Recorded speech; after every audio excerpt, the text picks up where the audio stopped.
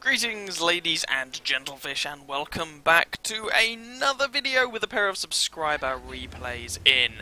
Today we are kicking off proceedings with BritishB, who is driving the Lorraine 40 ton.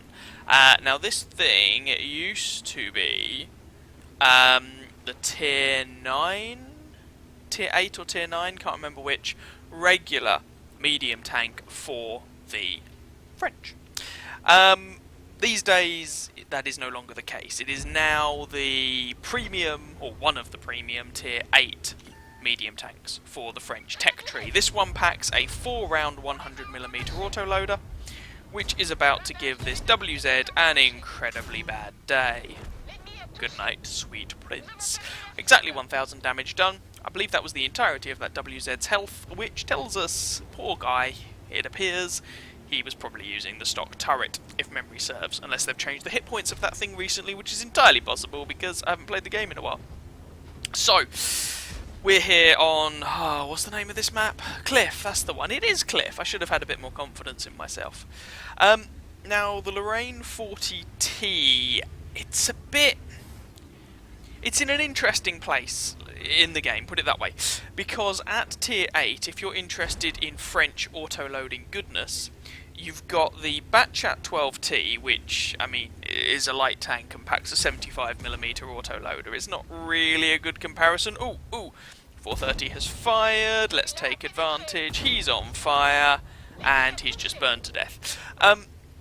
The better comparison, really, I should also point out, by the way, there's no artillery in this match, so BritishB is safe where he is. The better comparison, really, is between the Lorraine 40T here and the AMX 5100, the tier, or one of the tier 8 French heavy tanks. Now, with regard to these French autoloaders, you shouldn't really pay too much attention to heavy versus medium designations and whatnot. They're all pretty mobile and pack a lot of firepower. So, if you compare those two tanks, neither of them have any real armour. The AMX packs maybe a few more hit points, but there's not that much in it. They have the same 100mm auto-loading gun. The difference is the 5100 gets 6 shells in its magazine, and the Lorraine gets 4, which sounds like the AMX would be better, but it also has a significantly longer magazine reload, which makes it more awkward to use. Because you are waiting for like 40 seconds, 50 seconds for that gun to reload. It's a long old time. Whereas this one, you can reload it in, it looks like closer to 30 seconds, 25, something like that, which is considerably more comfortable than for the AMX. So this tank ends up, although it doesn't have the same raw magazine damage potential, I think many people would actually find this machine the more comfortable one to play. Anyway, I'm waffling on while BritishB is murdering things here. He's already had a pretty decent game. It's a tier 9 match, so he's not top tier. In fact, there are no tier 7s in this match, so he is bottom tier, so to speak, but he's not against tier 10s. Done 2.8k damage, which is a very respectable amount for a tier 8 medium tank. If he were to just evaporate now, he's already had a decent game. And that is entirely a thing that could happen because he only has 101 hit points remaining. Now, he has traded his health fairly efficiently, to be fair. You know, he's done about twice as much damage as he has taken. However, it doesn't change the fact that, especially in these autoloaders, you don't really want to have lost your health. Really nice shot there, by the way, because he went for the tracking shot first, which meant that the guy actually died. BritishB got the first shot in, but then the guy died because he couldn't go anywhere. He was a bit slow on the track repair thing, and, well, British gets the assistance damage for it then, which is nice. Hello, Mr. T44, goodbye. Sorry, T54, mod 1. Goodbye, Mr. T54.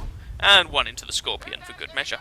So, yeah, British is having a decent game here, but in these reloaders, or autoloaders, sorry, you do kind of want to have some hit points left at the end, because then it means at the end of the game you can run around like a nut job and trade away your hit points to secure those kills and kind of clean up. But, like I said, he has actually traded his health away pretty efficiently, even more efficiently now, as he's up to 3.7k damage and 1300 assistance, which is pretty sweet, however you wish to look at it.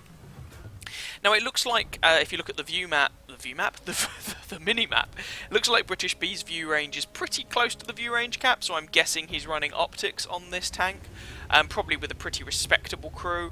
I can't remember the Lorraine's base view range off the top of my head exactly, but I think it's around the 380 meter mark. So by that token, he is likely running coated optics. And given that it's an auto-loader, he can't use a gun rammer, so he's probably running coated optics, vents, and a gun-laying driver, I guess, with a respectable crew to get the view range up that high. So, there are only 2 tanks left on the enemy team as that KV-4 dies. One of them is this VK, who, inconsiderately enough, is behind a rock, and the other one is a Tier 9 waffle thrower that, well, the VK died, and we do need to be a little careful of that Tier 9 waffle thrower because, well, he's a tank destroyer. He has a big gun. I mean, you wouldn't need a big gun, like a little 75mm pop gun would do the job at this point. 101 hit points left, but nonetheless, he does have quite a tasty gun. 1 shot into him. Ooh, was that his track? Oh, no it wasn't, damn it. 2 shots and the guy dies. But British does manage to get damage into him before he does, and that is the game. Didn't take too long to complete there. Let's go and have a look at the post-game stats and see how well British did in that one. So that ended up being enough for an ace tanker for BritishB, along with Hand of God, Spotter, Bruiser, Arsonist, Duelist, Fire for Effect, and the Brothers in Arms medal, as BritishB managed to achieve 3 kills, and so did a guy who asked for a platoon at the beginning of the match. 3 kills each, in a platoon, both survive. There you go. Brothers in Arms, also that guy in the Type 59. Type 59, you don't see that very often. Anyway, that guy in the Type 59 actually did alright for himself. So for British, that was 4,312 damage done, 3 kills, 1,523 base experience, which is very nice however you look at it. And commiserations should go out to the enemy waffle thrower, 3.8k damage done, but not enough. Unfortunately, if you look at his team, there were only 3 of them that did more than 1,000 damage each. In a tier 9 match, that is just not good enough. If you look at British's team, there are, what, 1, 2, 3, 4, 5, 6 tanks that didn't do 1,000 damage. A rather different story there. So, 18 shots fired, 15 hits, 14 pens for that damage count. Most of that damage was actually from relatively close range. There wasn't too much sniping, basically 1 shot from more than 300 metres. 4 hits received, none of them bounced because the Lorraine has terrible armour. And BritishB was almost dead at the end. No splash because there was no artillery and none of that nonsense. 3 enemy vehicles spotted, 7 damage, 3 destroyed, 1.8k assistance damage, and 1.7 kilometres travelled. British was running a premium account at the time with personal reserves running, so although obviously you're going to have some ammunition resupply costs there, but he only used regular armour piercing, so he ended up making a profit of just shy of 150,000 credits, which for a 6-minute match is not too bad going. It also appears that at the time when British played this game, he had some missions going on or something, because he made around about, well, if you include free experience, he made over 12,500 XP. I don't know whether he's accumulated that on the tank to change to free XP, or if that went straight into the crew. But either way, a pretty tasty game. So that's our first offering for you. One more video. Oh, I cannot do English today. One more game for you guys to see in this video. Second match for you then, and if I were to say we are going to be following Baldrickk here, anybody who has been spending any time watching this channel will come to no real difficulty arriving at the conclusion that it's in a light tank. This is the HWK-12, the German Tier 8 light tank. I haven't really played this thing very much yet. It looks very much like the SP1C back before they rebalanced tanks and whatnot, so it used to be a tier 7 that was essentially match made as a tier 8. But anyway, we'll see how it goes.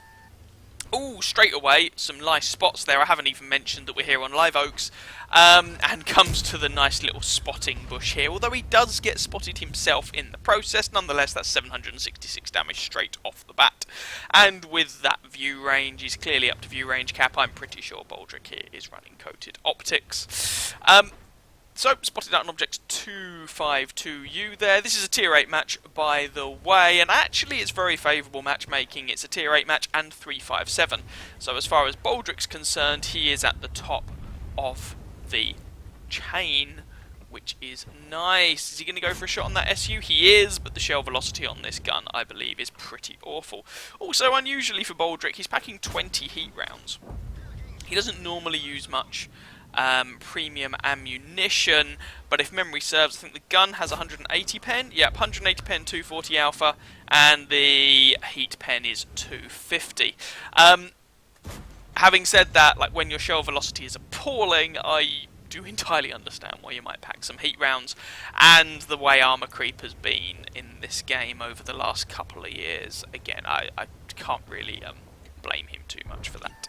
And, well, that flat panzer did not last long. He gets shut down by an ISU 152.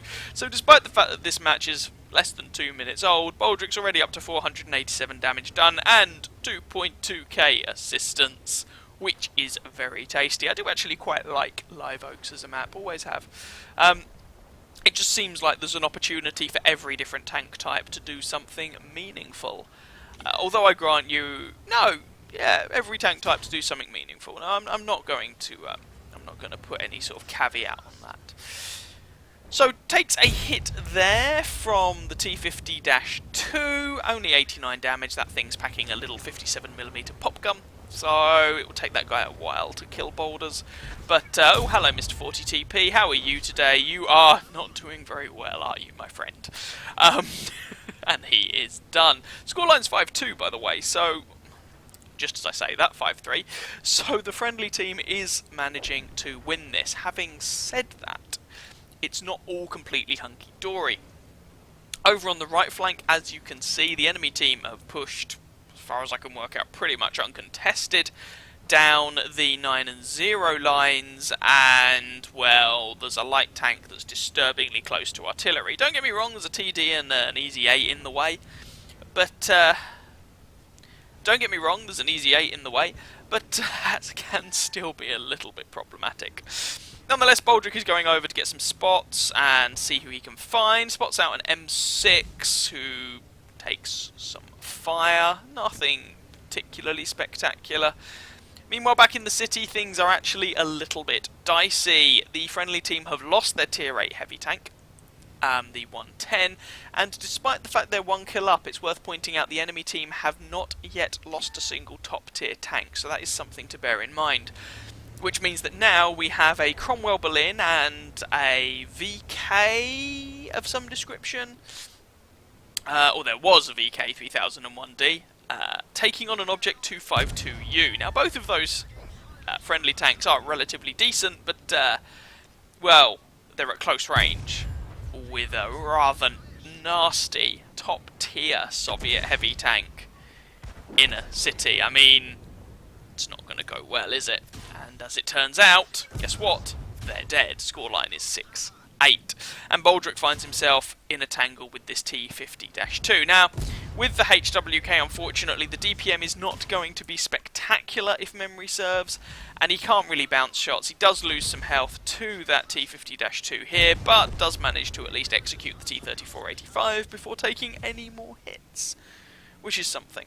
Now, the T50-2 is now, of course, a one-shot for Boulders here. And Boulders still has just under 650 of his own hit points left, but the scoreline is 7-9, and the enemy team has still yet to lose a single top-tier tank.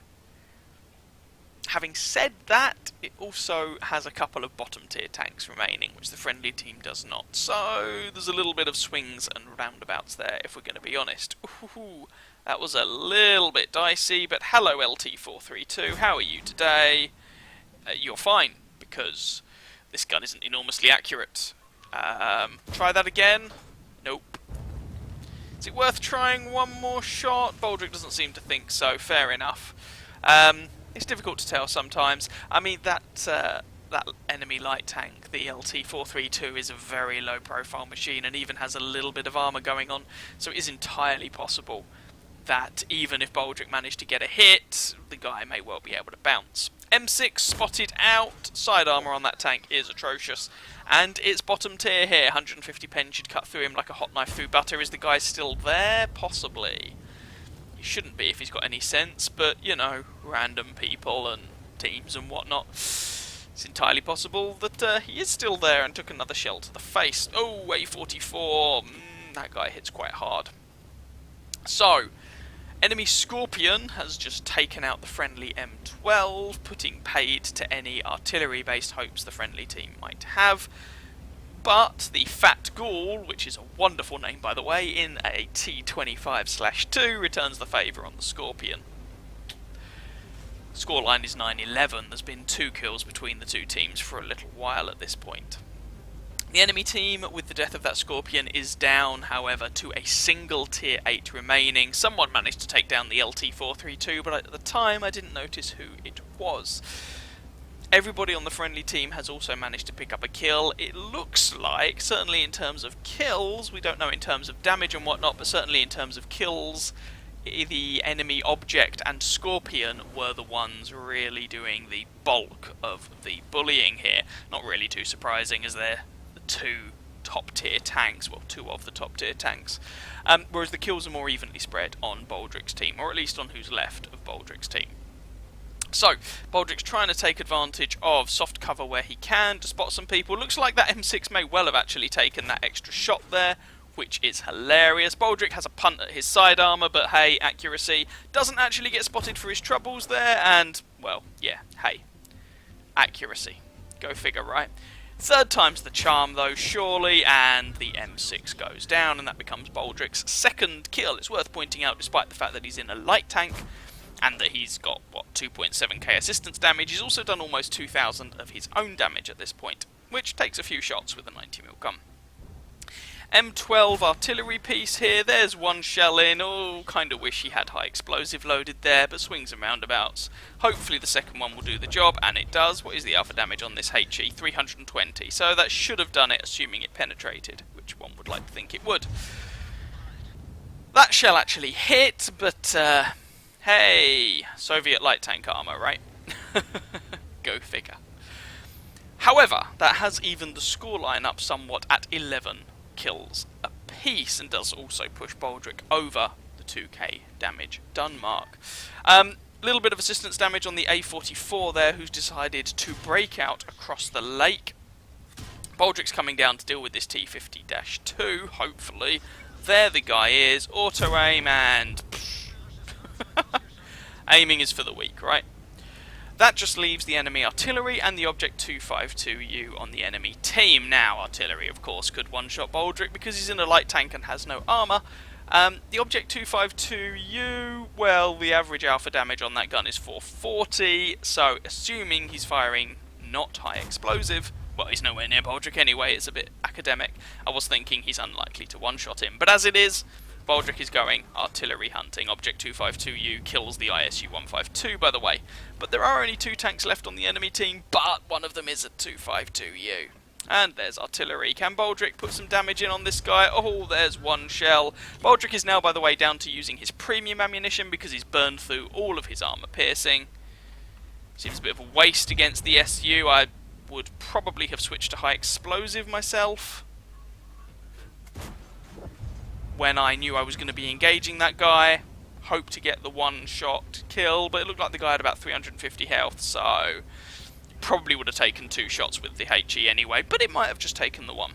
You know, you have a much better chance of one-shotting him, assuming you pen. That leaves the Object 252U.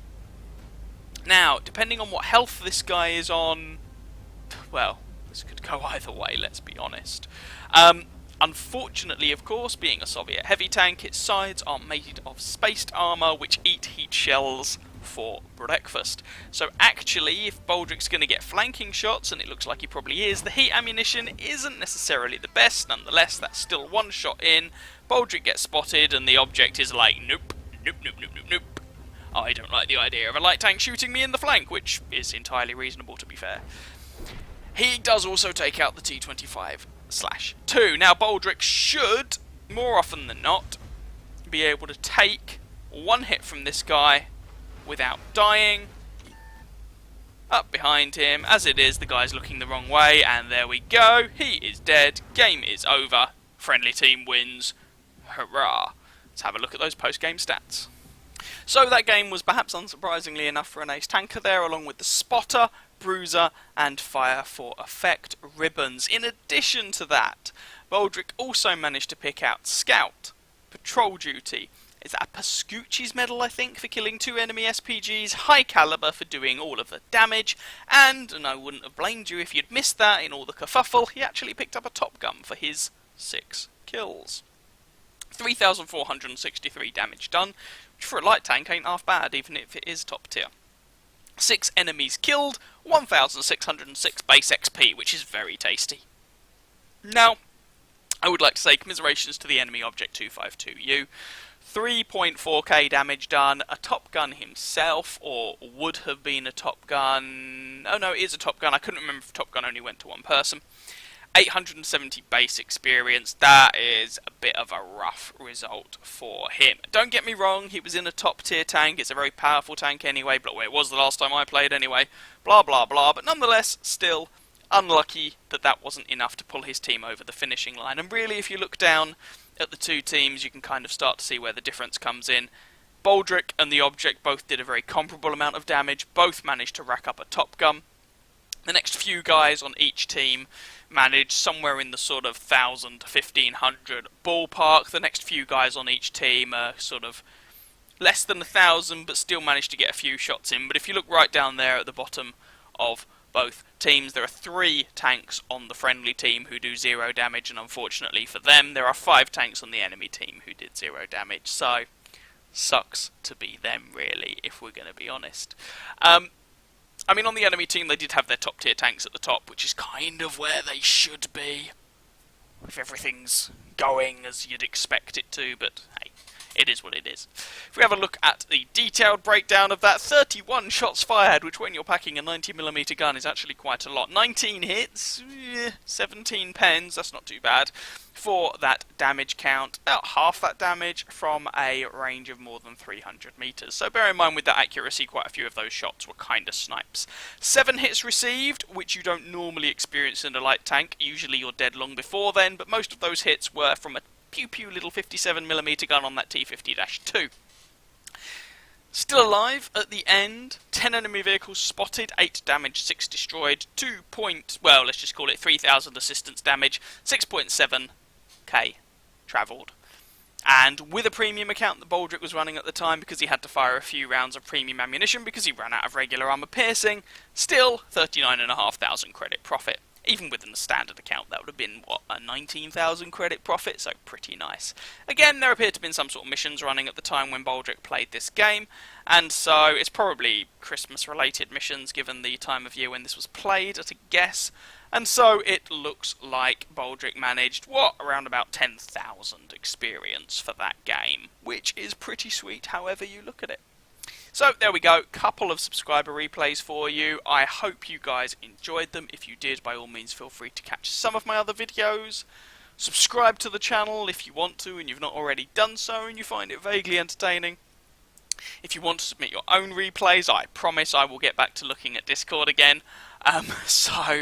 Since YouTube has removed its DM functionality, if you just upload those replays to whatreplays.com, copy and paste the URL into a message on the Discord server and fling it over toward me, then I shall take a look. If I remember, I will put the link to the Discord server in the description of this video. If I don't remember, you can mock me for being a forgetful old man, and I will try and put it in a video at some point.